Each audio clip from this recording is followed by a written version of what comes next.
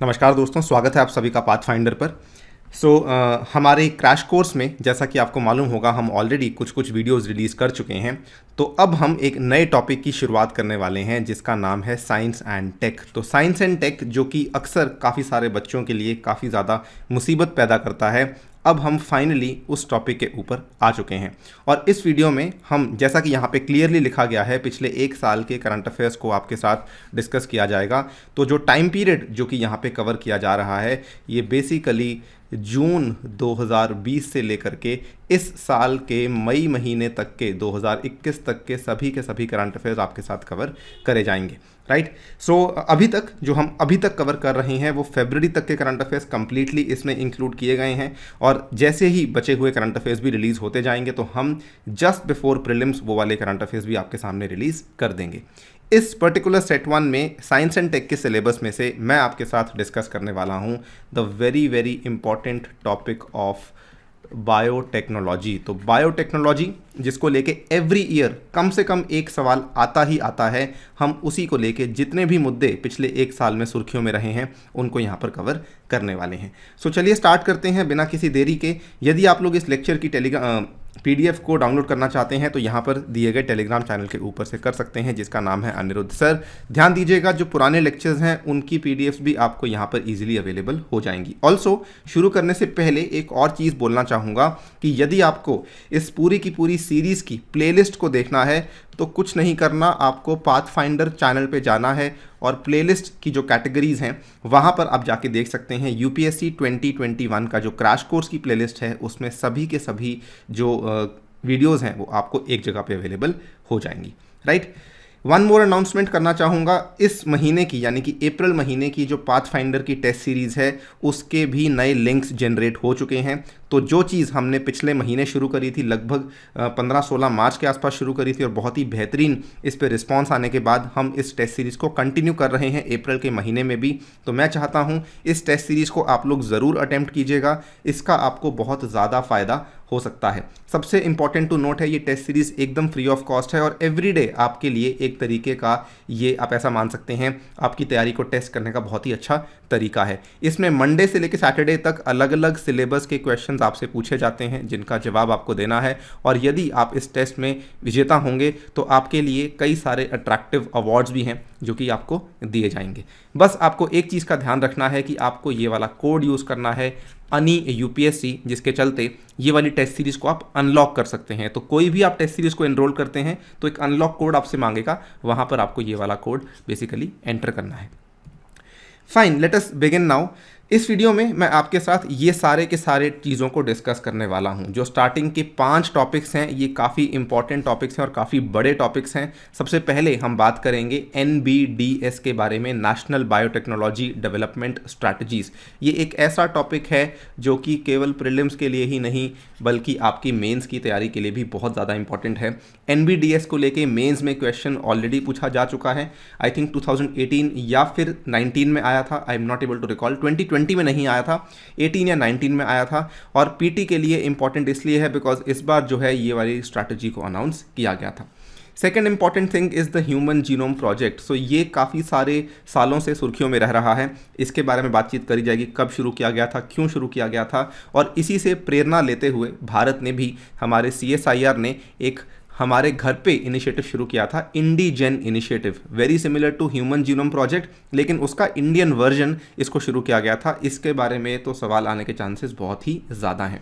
इसके बाद एक छोटी सी चीज़ न्यूज़ में थी, बायोसिमिलर ड्रग्स। तो इसके बारे में बात करेंगे कि बायोसिमिलर ड्रग्स क्या होती हैं, बायोसिमिलर दवाइयाँ क्या होती हैं और ये नॉर्मल दवाइयों से किस प्रकार से भिन्न होती हैं, किस प्रकार से इनमें जो है समानताएं देखने को मिलती हैं।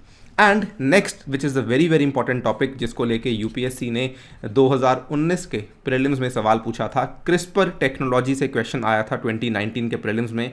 इसको लेकर इस बार नोबेल प्राइज़ केमिस्ट्री में दिया गया है क्रिस्पर टेक्नोलॉजी को लेकर, तो इसके बारे में बात करनी भी काफ़ी ज़्यादा इंपॉर्टेंट है। एंड देन हम बात कर लेंगे कलर क्लासिफिकेशन की। ऐसे सवाल पहले बहुत आते थे UPSC में कि what is white biotechnology, what is red biotechnology, green biotechnology, golden biotechnology. ये सब चीज़ों की डिस्कशन हम आपके साथ एंड में करेंगे। और GEAC के बारे में भी आपको एक दो चीज़ें बता देंगे, बिकॉज GEAC को लेके यूपीएससी पहले सवाल पूछ चुकी है। So as you can see, मैंने कई बार आपको बोला बायोटेक्नोलॉजी एक फेवरेट टॉपिक है यूपीएससी का। It is not to be taken lightly, not to be taken for granted, और कई सारी ऐसी चीज़ें हैं जो कि आपकी इस वीडियो में क्लियर हो जाएंगी। शुरू करते हैं एक बड़े ही सिंपल से सवाल के साथ। With reference to national biotechnological development strategies NBDS, consider the following statements. India is ranked among the top 12 biotech destinations in the world and ranks first in Asia. ठीक है, as per the NBDS, India will become USD 150 billion bio economy by 2025। It is the first biotechnology development strategy. सबसे पहले बात तो ये option number 3 आपकी यहाँ पे गलत हो जाएगी, बिकॉज बायोटेक्नोलॉजी की डेवलपमेंट स्ट्रैटेजी भारत पहले भी एक बार रिलीज़ कर चुका है, और बायोटेक के विकास के लिए हमने जो ये रणनीति निकाली थी ये 2007 में निकाली गई थी। सो ऑप्शन नंबर 3 आपकी साफ साफ यहाँ पर गलत हो जाती है।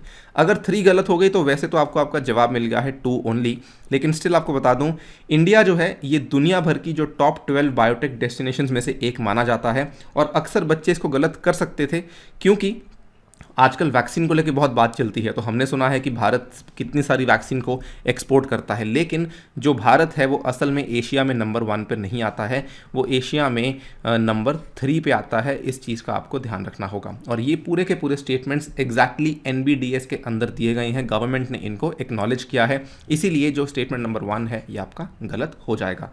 इसी आधार पर आपका जो सही जवाब है वो ऑप्शन नंबर 2 है। और ये वाला नंबर आपको ध्यान रखना बहुत इंपॉर्टेंट है कि हमारे NBDS का जो लक्ष्य है, जो हमारा ऑब्जेक्टिव है, वो ये कहता है कि 2025 तक भारत को $150 बिलियन की बायो इकोनॉमी में तब्दील हमें करना होगा। So this is your correct answer. Coming to NBDS, very simply ये स्ट्रैटेजी क्यों रिलीज़ करी गई थी? बेसिकली इसका विजन यही है कि जितनी भी पोटेंशियल है बायोटेक्नोलॉजी की, हम उसको यूज़ करें, उसको हार्नेस करें, सो दैट उसके चलते हमारा जो राष्ट्रीय विकास है और जो हमारा सामाजिक विकास है वो सही स्पीड पर चलता रहे। और इसका अल्टीमेट एजेंडा यही है कि आगे जाके हम वैश्विक रूप पर बाकी बड़ी कंट्रीज़ के साथ प्रतिस्पर्धा में आ सकें, और साथ में केवल इतना ही नहीं, हम बायोटेक्नोलॉजी रिसर्च, इनोवेशन, नवीनीकरण, ट्रांसलेशन, उसके बाद उद्यमिता वगैरह कर सकें, और इन सब चीज़ों के चलते जो हमारी इकोनॉमी है वो $150 बिलियन की इकोनॉमी, बायो इकोनॉमी बन सके बाय द ईयर 2025। इसके जो कुछ की पॉइंट्स हैं ये आपको ध्यान से सुनने होंगे। ये मैं आपको ऑलरेडी बता चुका हूँ कि टॉप 12 बायोटेक डेस्टिनेशंस में इंडिया रैंक करता है, जिसमें कि एशिया में हम नंबर 3 पे आते हैं। लेकिन एट द सेम टाइम एक बड़ी अच्छी बात ये है, बड़ा ही अच्छा आप कह सकते हैं, हमारे पास ये हमारी पोटेंशियल है, हमारा स्टेटस ऐसा है भारत का कि भारत की जो इंडस्ट्री है, भारत के जो उद्योग हैं, खास करके बायोटेक के क्षेत्र में, उनकी जो ग्रोथ है वो काफ़ी ज़्यादा तेज़ी से बढ़ सकती है। उसका कारण बड़ा सिंपल है कि भारत की जो इकोनॉमिक प्रॉस्पेरिटी है वो बहुत तेज़ी से बढ़ रही है। भारत में जो स्वास्थ्य को लेके लोगों के बीच में जागरूकता है वो काफ़ी बढ़ रही है। और केवल इतना ही नहीं, हमारी जो पॉपुलेशन है, हमारी जो आबादी है, वो आपको मालूम है बिलियन प्लस की आबादी है, जिसके चलते एक बहुत बड़ा डिमांड हमारी कंट्री में क्रिएट हो सकता है। करंटली हमारी जो बायोटेक इंडस्ट्री की वैल्यूएशन है वो काफ़ी कम है, $63 बिलियन के आसपास है, और हमारा ये मानना है कि अगले 5 सालों में ये लगभग इससे 2.5 गुना हो सकती है, $150 बिलियन के आसपास को क्रॉस कर सकती है, राइट। यहाँ पर आप देख भी सकते हैं, आज की डेट में बात करें तो 2019-20 के आसपास की बात है, भारत में लगभग 3500 के आसपास स्टार्टअप्स हैं जो कि बायोटेक के सेक्टर में खुले हुए हैं। लेकिन as per this particular strategy माना ये जाता है, अंदाज़ा ये लगाया जाता है, अनुमान ये कहता है कि हम 2024-25 तक लगभग 10,000 स्टार्टअप्स के आसपास पहुंच सकते हैं। तो यहाँ पर आप देख भी सकते हैं किस तरीके से हमारी इकोनॉमी ग्रो कर रही है। बायो इकोनॉमी की बात कर रहा हूँ, 17 से 19 हमने अच्छी जंप करी है, ऑलमोस्ट 50% हम ऊपर आए हैं, और आगे जाके हम यहाँ से आगे और बढ़ना चाहते हैं। हम 2 टाइम्स अगेन हम काफ़ी ज़्यादा बड़ा टारगेट लगा के बैठे हैं, बट जिस तरीके से, जिस स्पीड से हम बढ़ रहे हैं, इट इज़ हाईली एक्सपेक्टेड कि ये चीज़ यहाँ पे काफ़ी हद तक पॉसिबल है। Coming to the next topic, that is the human genome project. और ये वाला जो प्रोजेक्ट है, इसको लेकर सवाल यूपीएससी में आया नहीं है, लेकिन आने की संभावना बहुत ज़्यादा है, हर बार चर्चा में रहता है, ऑलमोस्ट एवरी ईयर, ठीक है। इसको बेसिकली HGP भी कहा जाता है, और HGP में कुल मिला के वैसे तो 2 प्रोजेक्ट सामने आए थे। जो पहला प्रोजेक्ट था उसका नाम था HGP रीड, और जो दूसरा प्रोजेक्ट था उसका नाम था HGP राइट। ठीक है, आप मुझे कमेंट सेक्शन में बताइए कि रीड और राइट में क्या फ़र्क था। ये वाली चीज़ मैं आपके साथ यहाँ पे डिस्कस नहीं करूँगा। ठीक है, ये काफ़ी इंटरेस्टिंग चीज़ है। रीड प्रोजेक्ट पहले आया था यानी कि पढ़ना, और उसके बाद राइट यानी कि लिखना, ये वाला प्रोजेक्ट बाद में आया था। तो with reference to HGP consider the following statements. HGP was first articulated in 2008। ये तो साफ साफ गलत है, क्योंकि एक चीज़ आप ध्यान रखिए, एचजीपी बहुत ही पुराना प्रोजेक्ट है। इसको शुरू किया गया था 1988 में, जिसके चलते आपका पहला स्टेटमेंट साफ साफ गलत हो जाता है। The HGP gave us the ability to read nature's complete genetic blueprint for building a human being। ये चीज़ बिल्कुल सही है। HGP का मतलब केवल इतना ही था कि हम जो हैं किसी भी एक मनुष्य का जो भी उसका जेनेटिक ब्लूप्रिंट है ना, उसको पढ़ना चाहते हैं। किस, यानी कि उसके अंदर के जीन्स किस तरीके से बने हुए हैं, उसके अंदर के जो डीएनए है वो कैसे बने हुए हैं, जो बेस पेयर्स हैं वो कैसे लगे हुए हैं, जो अमीनो एसिड्स हैं वो कैसे बने हुए हैं। तो ये सारी की सारी चीज़ें जो हैं ये HGP प्रोजेक्ट की मदद से ही हम कर पाए थे, और इनफैक्ट यही इसका लक्ष्य था, और ये अपने लक्ष्य को अचीव करने में सक्सेसफुल रहा था। राइट, सो ऑप्शन नंबर 2 आपका यहाँ पे बिल्कुल सही है। 1 गलत है, क्योंकि 1988 में ही इसको शुरू कर दिया गया था। Coming to HGP, it was the international research effort to determine the DNA sequence for the entire human genome। ठीक है, जैसा कि इसका नाम है, ह्यूमन के जीनोम को पढ़ना था, तो एंटायर ह्यूमन जीनोम के DNA सीक्वेंस को डिटरमाइन करना, इसको समझना, इसको लिख देना, एग्जैक्टली उसको जो है पढ़कर एग्जैक्टली लिख देना, ये पहला ऐसा अनुसंधान लेवल पे कोशिश करी गई थी अंतर्राष्ट्रीय स्तर पर। इसका जो मेन गोल था, it was first articulated in 1988 by a special committee of the US national academy of sciences. उसके बाद इस चीज़ को अडॉप्ट कर लिया गया था by the NIH and the department of energy, जो कि अगेन यूएस में ही बेस्ड थे। इसको फॉर्मली शुरू किया गया था, औपचारिक रूप से इसकी शुरुआत हुई थी 1990 में, और इसको ख़त्म किया गया था 2003 में। नाउ इसमें एक कुछ इंपॉर्टेंट चीज़ें भी हैं, हालांकि उतनी रेलेवेंट नहीं है क्योंकि चीज़ें पुरानी हो चुकी हैं। The international human genome sequencing consortium, इन्होंने अपने पहले ड्राफ्ट को पब्लिश किया था इन द जर्नल नेचर, जो साइंस के साथ जुड़ा हुआ बहुत ही फेमस जर्नल है। इसमें फरवरी 2001 में इन्होंने अपने पहले ड्राफ्ट को पब्लिश किया था। पहला ड्राफ्ट यानी कि जब ये ह्यूमन जीनोम को बेसिकली समझ रहे थे, तो जब इन्होंने पहला ड्राफ्ट उसका निकाल लिया था, कि जैसे आपने सुना होगा आपके DNA में A होता है, T होता है, C होता है, G होता है, adenine, thymine, cytosine, guanine. Right, तो जब उन्होंने समझ लिया था कि एग्जैक्टली पहले ड्राफ्ट में क्या क्या चीज़ें हैं, तो ये उन्होंने पब्लिश किया था फरवरी 2001 में। With the sequence of the entire genomes 3 billion base pairs some 90% complete. उस टाइम पे ऑलरेडी 90% हमारा जो पूरा का पूरा सीक्वेंस है वो कंप्लीट हो चुका था। लेकिन खास बात यही है कि असल में एक ये ऐसा प्रोजेक्ट था जिसने कि इस चीज़ की नींव रखी, इस चीज़ की फाउंडेशन रखी कि जी हाँ, हम ह्यूमन के जीनोम को समझ सकते हैं, और ये समझने में कामयाब रहा भी था। राइट, और यहाँ पर आप देखिए, इसी चीज़ से प्रेरित होकर हमने आगे जाके खोला था इंडीजेन इनिशिएटिव। उसकी बात करूंगा, लेकिन उसके पहले कुछ बेसिक क्वेश्चन आपसे पूछने काफ़ी इंपॉर्टेंट हैं, क्योंकि मैंने अभी नाम लिए काफ़ी सारी चीज़ों के, DNA, क्रोमोसोम वगैरह वगैरह, तो उसके बेस पे आपके साथ कुछ क्वेश्चंस डिस्कस करना चाहता हूं। ये छोटा सा बेसिक है, इंटरेस्टिंग होगा आपके लिए। With reference to genome and genome sequencing consider the following statements. A genome is the basic physical and functional unit of hereditary, and gene is simply the sum total of an organisms DNA। क्या ऐसा होता है? आप खुद ही पढ़ के समझ गए होंगे कि दोनों चीज़ों को इंटरचेंज किया हुआ है। जो आपकी जीन होती है, this is the basic physical and functional unit, और जो आपका जीनोम होता है, this is the sum total of an organisms DNA। यानी कि जीन्स के मिलने से ही तो जीनोम बनता है। राइट, ये आपकी जीन है, ये आपकी जीन है, ये आपकी जीन है, इनके मिलने से आपका बनेगा पूरा का पूरा जीनोम। राइट, सो ये आपका पहला स्टेटमेंट रिवर्स किया हुआ है, hence your first statement is false. Genome sequencing can be used to understand the function of various genes and identifying genetic mutations. बिल्कुल सही बात है। अगर आपने इस पूरे जीनोम को सीक्वेंस कर लिया है, यानी कि इसको पूरा आपने समझ लिया है, पढ़ लिया है और लिख भी लिया है, उसके बाद बड़ी ऑब्वियस सी बात है कि आप ये समझ सकते हैं किस जीन में क्या जीन क्या फंक्शन करती है, और क्या जो जीन है उसमें किसी प्रकार की म्यूटेशन हुई है या फिर नहीं हुई है। सो बेसिकली आपका सेकंड स्टेटमेंट बिल्कुल सही है, फर्स्ट गलत है, आपका ऑप्शन नंबर बी बन जाएगा सही जवाब। नाउ टॉकिंग अबाउट जीनोम, तो जैसा कि मैंने बताया जीन जो है वो बिल्कुल आपका बेसिक फिजिकल और फंक्शनल यूनिट ऑफ हेरिडिटी है। Genes are made up of DNA. यहाँ पर आप देख भी सकते हैं ये आपकी एक प्रकार की जीन है, ठीक है। ये आपके जो ये दिखाया हुआ है ना, ये जीन है। जीन के अंदर आप देख सकते हैं डीएनए फ्लो कर रहा है, और डीएनए आपको मालूम होता है डबल स्ट्रैंडेड होता है, like this is your DNA, ठीक है। तो ये आपका डीएनए है और ये जीन के अंदर रहता है। उसके बाद कुछ कुछ जीन्स ऐसी होती हैं जो कि act as instructions to make molecules called as proteins. तो आपकी जो जीन्स हैं इसको हम बोलते हैं द प्रोसेस ऑफ ट्रांसलेशन। आपने पढ़ा होगा और आपको मालूम होना चाहिए 3 चीज़ें होती हैं पर्टिकुलरली आपका पूरा का पूरा जो इंसान बनने में 3 चीज़ें सबसे ज़्यादा महत्वपूर्ण रखती हैं।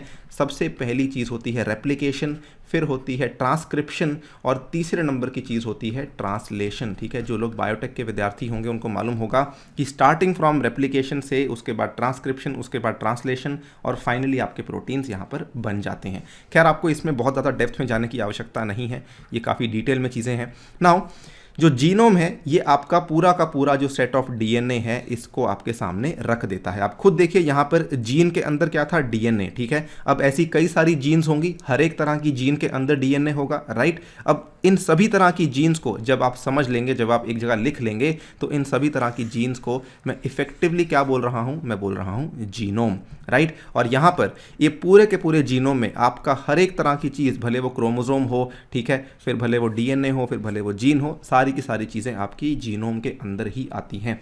ऐसा मान लीजिए जैसे मान लीजिए कोई कंप्यूटर है, कोई लैपटॉप है, कोई डेस्कटॉप है, उसको चलाने वाला आपका सीपीयू होता है, राइट। सीपीयू के अंदर कई सारे कोडिंग, कई सारे एल्गोरिथम्स होते हैं।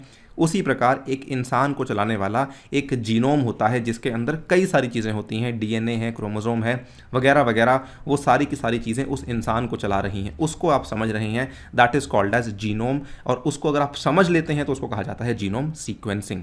Each genome has approximately 3.2 billion DNA base pairs. 3.2 billion के आसपास डीएनए बेस पेयर्स होते हैं। एंड बिलीव मी, जब ये ह्यूमन जीनोम प्रोजेक्ट ने अपना ड्राफ्ट पेश किया था तो इन्होंने लगभग 3 बिलियन डीएनए बेस पेयर्स को लिख कर दिखा दिया था कि जी ये एक इंसान के अंदर अवेलेबल है, ठीक है। ये कंप्लीटली आपके लिए एक तरह का ब्लूप्रिंट एक्ट करता है कि किसी भी एक नॉर्मल इंसान का जो ढांचा है वो इसी पर्टिकुलर डीएनए बेस पेयर्स के ऊपर आधारित है। नाउ यहाँ पर आप ये भी देख सकते हैं डीएनए के जो बेस पेयर्स का पूरा केमिकल स्ट्रक्चर है, आपने बहुत बार पढ़ा होगा, 9th और 10th में आपको रटवाया जाता है बार बार कि 4 चीज़ें होती हैं, ए, टी, सी और जी, और आरएनए में टी की जगह होता है यू, ठीक है, यूरेसिल होता है, थाइमीन नहीं होता है। तो ये सब चीज़ें मैं दोबारा रिपीट नहीं करूँगा। ये देखिए आपके सामने है, ये डीएनए से आरएनए में ट्रांसक्रिप्शन हुई और आरएनए से प्रोटीन में ट्रांसलेशन हुई। इसके पहले असल में डीएनए से ही डीएनए बनता है जिसको कि रेप्लिकेशन का नाम दिया जाता है, राइट। सो ये आपकी कुछ एक्स्ट्रा नॉलेज जो कि आपको मालूम होनी चाहिए। आरएनए को लेके यूपीएससी कई बार सवाल पूछ चुकी है, सो इसका भी आपको थोड़ा बहुत नॉलेज होनी चाहिए, ठीक है। Genome sequencing, as I told you, basically पूरा का पूरा जो एग्जैक्ट ऑर्डर है उसको डिसाइफर करना, उसको समझ लेना ही आपका जीनोम सीक्वेंसिंग कहा जाता है। The data can be used to understand the functions of various genes and also it can be used for identifying genetic mutations, ठीक है। कोई चीज़ में बदलाव आया है तो आपको कोई बीमारी होती है, कोई बड़ी कोई भयंकर बीमारी होती है, तो ये मान के चलिए कि जेनेटिक म्यूटेशन कहीं ना कहीं हुई है। और अगर आप मान लीजिए आज इंसान ये समझ जाए कि देखिए इस बीमारी की वजह से ये वाली जेनेटिक म्यूटेशन हुई थी, तो कल को अगर मुझे इस बीमारी को होने से रोकना है तो मुझे इस जेनेटिक म्यूटेशन को टारगेट करना है। इसके वजह से दुनिया भर में जो बड़ी बड़ी बीमारियां हैं जैसे कि कैंसर है, ठीक है, उसके बाद तरह तरह के कैंसर होते हैं जैसे कि मान लीजिए डायबिटीज़ हैं। अगर मान लीजिए हम इन चीज़ों की जेनेटिक म्यूटेशंस को समझ लें तो हम पूरे के पूरे आपके हेल्थ सेक्टर को रेवोल्यूशनाइज कर सकते हैं with the help of genome sequencing, ठीक है। ये चीज़ें काफ़ी ज़्यादा आगे जाके काम की साबित हो सकती हैं। So this is the entire agenda of genome sequencing जो कि आपके सामने हमने डिस्कस किया। इसका जो सोशल यूटिलिटी है वो बहुत ही ज़्यादा है, इसीलिए इतने सारे वैज्ञानिक, इतने सारे देश इसको समझने में लगे हुए हैं। नाउ बात कर लेते हैं इंडीजेन इनिशिएटिव के बारे में दोस्तों, और ये काफ़ी इंपॉर्टेंट है। जैसा कि मैंने बताया ये HGP से ही प्रेरणा लेते हुए भारत ने शुरू किया था। इस क्वेश्चन पे वापस आऊँगा, आसान सा क्वेश्चन है, कोई चिंता वाली बात नहीं है। पहले बताना चाहूँगा कि इसको शुरू किसके द्वारा किया गया था। सबसे पहली बात तो इसको हाल ही में शुरू किया गया है, अप्रैल 2019 में शुरू किया गया है, तो आज जो है इसको 2 साल होने वाले हैं, ठीक है। और इसको लागू करने वाली जो एजेंसीज़ हैं, ध्यान से सुन लीजिएगा, CSIR के अंतर्गत काम करने वाला institute of genomics and integrative biology, ठीक है, IGIB कहा जाता है, दिल्ली में लोकेटेड है ये। और दूसरा आपका एक और इंस्टीट्यूट है जो कि CCMB है, centre for cellular and molecular biology, जो कि अगेन CSIR के अंडर ही काम करता है, लेकिन ये वाला इंस्टीट्यूट आपका हैदराबाद में लोकेटेड है। दोनों ही बहुत ही ज़्यादा इंपॉर्टेंट इंस्टीट्यूट्स हैं, इनके आपको लोकेशन भी मालूम होने चाहिए, और इन दोनों ने मिलकर के इस पर्टिकुलर इनिशिएटिव को, पहल को लागू करने का जिम्मा अपने ऊपर उठाया है, ठीक है। और ये इनिशिएटिव हमने बेसिकली, इसमें मुद्दा क्या था कि देखिए, जैसा कि इसका नाम है इंडी और जेन, तो जेन क्या है, जेन तो वही है जीनोम, लेकिन इंडी क्या है, बेसिकली इस पहल के तहत वैज्ञानिकों को ये समझना था कि हमने एक नॉर्मल ह्यूमन जीनोम तो समझ लिया, लेकिन हम समझना चाहते हैं कि इंडियंस का जो जीनोम है वो एग्जैक्टली कैसा बना होता है, राइट। तो ये जो इंडियंस के जीनोम को समझने के लिए पहल ली गई थी, इसी को नाम दिया गया है IndiGen initiative. I hope I am clear. दोबारा से बोल देता हूं, इंडियंस के जीनोम को समझने के लिए, इंडियंस के जेनेटिक ब्लूप्रिंट को समझने के लिए जो पहल हमारे वैज्ञानिकों के द्वारा ली गई थी, भारत के वैज्ञानिकों के द्वारा ली गई थी, उसको कहा जा रहा है इंडीजेन इनिशिएटिव। और इसमें इन्होंने इसको काफ़ी हद तक डिसाइफर कर भी लिया है, काफ़ी हद तक इसको समझ भी लिया है, और इन्होंने अपनी फाइंडिंग्स को पेश भी कर दिया है कि जी भारतीय जो हैं ये दुनिया भर के लोगों से जीनोम के स्तर पर इतने प्रतिशत अलग हैं, इतने प्रतिशत समानांतर हैं, ये चीज़ें यहाँ पर बताई गई हैं। देखिए, results from the extensive computational analysis of the 1029 sequenced genomes from India were published in the scientific journal Nucleic Acid Research. Again obviously ऐसा तो बिल्कुल पॉसिबल नहीं है कि केवल एक इंडियन का जीनोम उठा लेंगे और उसके बाद बोलेंगे जी हाँ यही जीनोम है। तो यहाँ पर इन्होंने 1029 लोगों को यहाँ पर उनके जीनोम को सीक्वेंस किया, उसके बाद उसका एक टाइप का औसतन निकाला, और उसके बेसिस पर इन्होंने बताया कि 32% of genetic variation in Indian genome sequences are unique as compare to the global genomes, ठीक है। तो जो ग्लोबल जीनोम थे उसके संदर्भ में भारतीयों के जो जीनोम्स हैं वहाँ पर आपको 32% ऑफ जेनेटिक वेरिएशंस देखने को मिल जाते हैं। यहाँ पर एक इंटरेस्टिंग चीज़ बताना चाहूँगा कि ये सारी की सारी जो मैंने आपके सामने ये वर्ड यूज़ किया, एक्सटेंसिव कंप्यूटेशनल एनालिसिस, इस पूरी की पूरी फील्ड को कहा जाता है एक वर्ड बायो इन्फॉर्मेटिक्स, ठीक है। अगेन जो लोग बायोटेक्नोलॉजी के बैकग्राउंड से होंगे उनको मालूम होना चाहिए बायो इन्फॉर्मेटिक्स क्या है। बायोटेक्नोलॉजी और इंफॉर्मेशन टेक्नोलॉजी का एक बहुत ही अच्छा मिलन। सो बायोटेक और आईटी जब मिल गए तो उन्होंने बनाया बायो इन्फॉर्मेटिक्स। किस तरीके से आप बायोलॉजी को एक कंप्यूटर पे समझते हैं, बायोटेक्नोलॉजी को कंप्यूटर पे समझते हैं, वो पूरी की पूरी कहानी बायो इन्फॉर्मेटिक्स की ही होती है। और आज हमें कोविड-19 से बचाने के लिए बायो इन्फॉर्मेटिक्स का बहुत बड़ा योगदान रहा है। अब इस क्वेश्चन का आप जवाब बड़ी आसानी से दे पाएंगे। IndiGen initiative is implemented by the biotechnology industry research council. जी नहीं, मैं आपको बता चुका हूँ। CSIR के दो प्रमुख यहाँ पे संस्थान हैं जो कि इसको लागू कर रहे हैं, IGIB and CCMB। As per the result of the study only 2% of genetic variations in Indian genome sequences are unique as compare to global genome. ये भी आपको बता चुका हूँ कि 2% नहीं 32% है। सो आपके दोनों स्टेटमेंट्स यहाँ पे गलत हो जाएंगे। सही जवाब होगा नीदर 1 नॉर 2। नेक्स्ट बात कर लेते हैं बायोसिमिलर और जेनरिक ड्रग्स के बारे में। इसको लेके क्वेश्चन नहीं आया है, but I don't know, I have an intuition कि इसको लेके सवाल आ सकता है कि बायोसिमिलर ड्रग्स होते क्या हैं। देखिए, नॉर्मली रोज़मर्रा की ज़िंदगी में जो आप दवाइयाँ कभी लेते हैं, कभी परचेज़ करते हैं, तो वो इस तरीके से होती हैं, राइट। देखने में इस तरीके से कैप्सूल बने होते हैं। नाउ ये चीज़ें आपको मालूम होगा कि ये रसायनों से बनाई जाती हैं, केमिकल से बनाई जाती हैं। इसको हम कहते हैं जेनरिक ड्रग्स, ठीक है। इसमें आपको कभी ऐसा नहीं लगेगा कि आप कोई ऐसी चीज़ खा रहे हैं जो जीवित है, ठीक है। ऑब्वियसली एक रसायन है जिसको कि एक टैबलेट में या फिर एक गोली में तब्दील कर दिया गया है, जिसको कि आप अपनी बॉडी में डाल रहे हैं। लेकिन जो बायोसिमिलर ड्रग है ये थोड़ा सा अलग होता है। तो बायोसिमिलर ड्रग और जेनरिक ड्रग में काफ़ी अंतर है, जिसको कि समझना काफ़ी इंपॉर्टेंट है। इसको समझ लेते हैं। I will come back to the question, do not worry. अब बायोसिमिलर ड्रग, या फिर इसको कभी कभार सिंपली बायोसिमिलर भी कहा जाता है, इसको ड्रग अगर पीछे नहीं भी लगाएंगे तो जो समझने वाले हैं वो समझ जाते हैं कि केवल इसको बायोसिमिलर भी आप कह सकते हैं। It is a medicine, it is, सबसे पहले तो ये वाली बात को ध्यान रखिए, it is a medicine which is very close in structure and function to a biological drug. अब बायोलॉजिकल ड्रग जिसको कि बायोलॉजिक कहा जाता है, it is a drug made from proteins और pieces of proteins which can be natural और they can be artificial. Unlike other drugs, biologic drugs must be made in a living system such as yeast, bacteria और animal cells। ठीक है, जो आपके biologic drugs होते हैं उसी category में फॉल करने वाली एक ड्रग्स हैं जिसको कि हम बोल रहे हैं बायोसिमिलर्स या बायोसिमिलर ड्रग्स। ठीक है, और ये जो आपके बायोलॉजिक ड्रग्स हैं ये have to be made in a living system, that is either a yeast या फिर अ बैक्टीरिया या फिर कोई एनिमल सेल, यानी कि आप इनको रसायनों में नहीं बना रहे हैं। It stimulates the body's immune system to recognize and kill harmful cells more effectively। मैं आपको एक बहुत ही क्रूड उदाहरण देता हूं। मान लीजिए आपकी बॉडी में कोई दिक्कत आ गई है, ठीक है, अब डॉक्टर के पास जाएंगे, डॉक्टर आपको दवाई देगा, गोली देगा, वो आपको जो दवाई दे रहा है वो एक जेनरिक ड्रग है, ठीक है। लेकिन मान लीजिए ये पता लग जाए कि वो जो प्रॉब्लम आई है वो क्यों आई है, और वो जो प्रॉब्लम एक पर्टिकुलर अंग की वजह से आई है या फिर किसी, मान लीजिए किसी टिश्यू की वजह से आई है।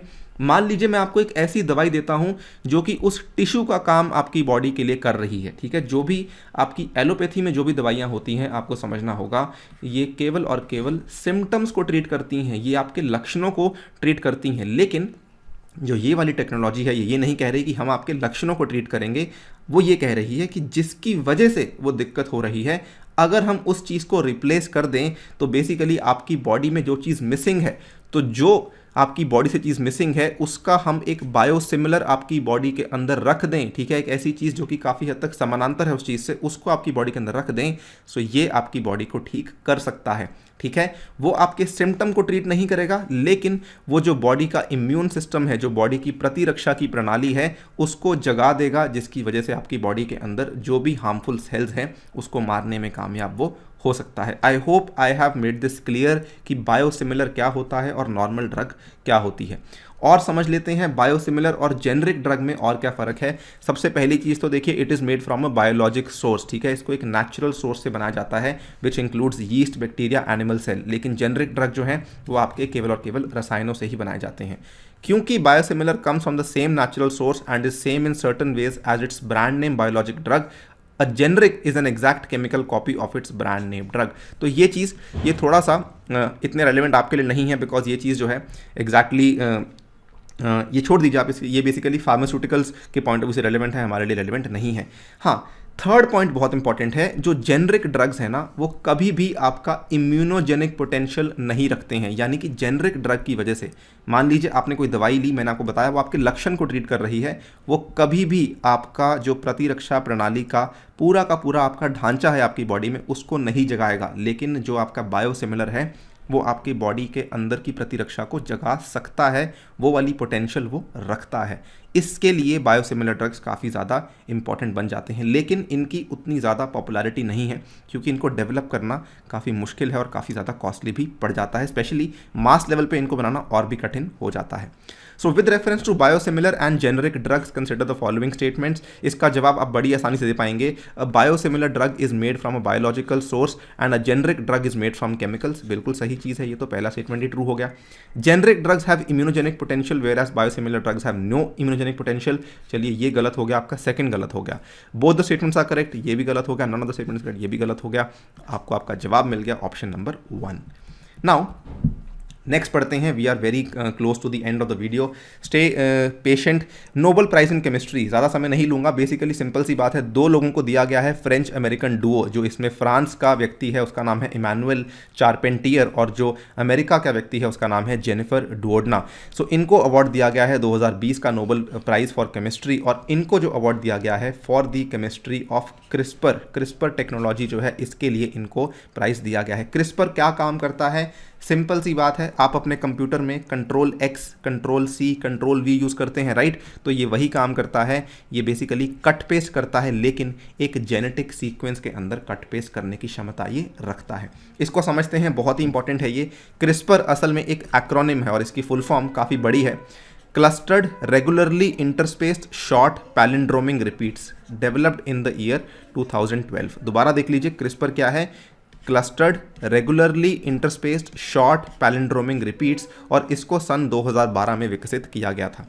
और इसकी वजह से देखिए, जीन एडिटिंग काफ़ी कॉम्प्लेक्स चीज़ होती है, लेकिन क्रिस्पर की तकनीक की वजह से जीन एडिटिंग को इतना आसान और सिंपल बना दिया है। And I am not joking कि अगर ये पूरी की पूरी टेक्निक किसी इंटर्न को भी पकड़ा दी जाए, वो भी बड़ी आसानी से कर सकता है। पहले क्या होता था, बायोटेक्नोलॉजी के केस में जीन एडिटिंग करवानी बहुत ही मुश्किल टास्क थी और केवल एक्सपीरियंस लोग ही इसको करते थे। लेकिन आज की डेट में कोई अंडर ग्रेजुएट इंटर्न भी होगा, वो भी क्रिस्पर की टेक्निक को बहुत आसानी से कंडक्ट कर सकता है। ये इतना ज़्यादा फायदेमंद टेक्निक है जो कि शुरू कर दिया गया है। ठीक है, ये टेक्निक करता क्या है, इसको समझ लेते हैं। देखिए, एक आरएनए मॉलिक्यूल है, it is program to locate the particular problematic sequence on the DNA strand. ठीक है, अब ध्यान से देख लीजिए, ये आपका डीएनए का स्ट्रैंड है। अभी ऑब्वियसली डबल स्ट्रैंड है, मैं आपको सिंगल स्ट्रैंडेड ही बना रहा हूँ। चलिए कोई बात नहीं, हम डबल स्ट्रैंडेड बना लेते हैं, लेकिन हेलिकल नहीं बनाऊंगा। ठीक है, ये आपका एक स्ट्रैंड है, इसमें यहाँ पर प्रॉब्लम है, ये आपकी काफ़ी प्रॉब्लम क्रिएट कर रहा है। आपको ये पता लग गया है कि इसी पर्टिकुलर पार्ट की वजह से शरीर में दिक्कत आ रही है। अब आपने क्या किया, एक आरएनए मॉलिक्यूल उठाया, उस आरएनए मॉलिक्यूल ने डिटेक्ट कर लिया कि जी प्रॉब्लम यहाँ पर थी। ठीक है, ये वाला काम कर लिया है, पहला काम हो गया है, डिटेक्शन हो चुकी है। अब एक स्पेशल प्रोटीन आता है जिसका नाम है Cas9। Very very important name. ये 2019 में जो सवाल आया था, पूछा गया था Cas9 क्या चीज़ है। ठीक है, सो नाम ध्यान रखिए। Cas9 एक स्पेशल प्रोटीन है जो कि एक कैंची की तरह काम करता है, सिजर की तरह काम करता है।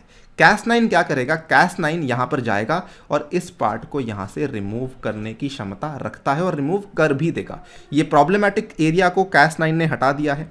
अब क्या हुआ, अब आपका जो डीएनए का स्ट्रैंड था वो टूट गया है। जो पहले पूरा लंबा था, कंटिन्यूस था, वो अब डिसकंटिन्यूस हो चुका है। ठीक है, अब देखिए होता क्या है, डीएनए स्ट्रैंड्स में ऑटो रिपेयर करने का एक मैकेनिज्म होता है। ये शरीर के अंदर ही मैकेनिज्म बना हुआ है। ये धीरे धीरे जुड़ना शुरू कर देगा। ठीक है, ये धीरे धीरे जुड़ना शुरू कर देगा और इवेंचुअली विद टाइम ये जुड़ भी जाएगा। लेकिन अब वैज्ञानिक क्या करते हैं, जो ये टाइम में जुड़ रहा होता है उस टाइम पे ये लोग इंटरवीन करते हैं। उस टाइम पे वैज्ञानिक इंटरवीन करते हैं, और क्योंकि अगर ये दोबारा से जुड़ेगा तो दोबारा से सीक्वेंस वही बनाएगा जो कि हमें फिर से रिमूव करना पड़ेगा। तो क्योंकि हमारे पास एक टाइम विंडो आ गई है जिसमें कि हम चीज़ों को ठीक कर सकते हैं, इस पर्टिकुलर ऑटो रिपेयर के प्रोसेस में वैज्ञानिक इंटरवीन करते हैं और अपना मनपसंद का जेनेटिक कोड वहाँ पे इंसर्ट करवा देते हैं। ठीक है, बड़ी सिंपल सी चीज़ है। आपके लिए एक प्रॉब्लम थी, उसको आपने रिमूव करवाया Cas9 के चलते, जिसको आप कैंची बोल रहे हैं। ठीक है, एंड उसके बाद आपने अपने मनपसंद का जो कोड था उसको यहाँ पे डाल दिया है, इसको इंसर्ट कर दिया है। ये दोनों की दोनों चीज़ें अब जुड़ गई हैं। जो प्रॉब्लम थी वो ख़त्म हो गई है, जो ठीक चीज़ थी आपकी बॉडी के अंदर आ गई है। इसी को कहा जाता है क्रिस्पर। इससे आसान इसको मैं नहीं कर सकता हूँ। आई थिंक आपको समझ आ चुका होगा। पूरी की पूरी यहाँ पे इसकी थ्योरी लिखी हुई है, आप आराम से बैठ के इसको पढ़ सकते हैं। ठीक है, और ये जो क्रिस्पर है इसका सवाल भी आपके सामने है। यूपीएससी 2019 का क्वेश्चन है, व्हाट इज़ Cas9 प्रोटीन। इसका जवाब को मुझे कॉमेंट सेक्शन में देना होगा। वैसे अब कुछ बचा नहीं है, बहुत ही आसान क्वेश्चन है ये, बड़ी आसानी आप इसका जवाब दे पाएंगे।